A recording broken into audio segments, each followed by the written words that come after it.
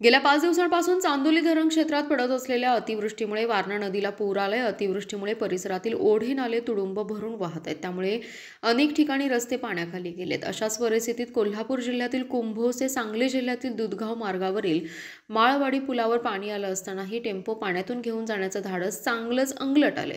पुराच्या पाण्यात घसरून टेम्पो थेट अडकला। या घटनेमुळे काही काळ रस्त्यावरील वाहतुकी अडथळा निर्माण झाला। घटनेची माहिती मिळताच ग्रामस्थांनी धाव घेतली। पुराच्या पाण्यात अडकलेल्या टेम्पो चालकाला स्थानिकांच्या मदतीने सुखरूप बाहेर काढण्यात आले। त्यानंतर उपसरपंच आप्पासाहेब पाटील यांच्या जेसीबीच्या सहाय्याने टेम्पो बाहेर काढण्यात यश आलं। यावेळी ग्रामस्थांनी दाखवलेली तत्परता आणि धाडस हे कौतुकास्पद ठरले। योग्य वेळी मदत मिळाल्यामुळे मोठा अनर्थ टळला, अशी प्रतिक्रिया स्थानिक नागरिकांनी व्यक्त केली। दरम्यान सततच्या पावसामुळे नदी नाले धोक्याच्या स्तरावरून वाहत असल्याने नागरिकांनी अनावश्यक प्रवास टाळावा असं आवाहन करण्यात येत आहे। तसेच कुंभोज दानोळी रोडवर गायकवाड सरकार यांच्या शेताजवळ रस्त्यावर मोठं झाड पडलं होतं। यावेळी जेसीबीच्या सहाय्याने झाड काढण्यात आले।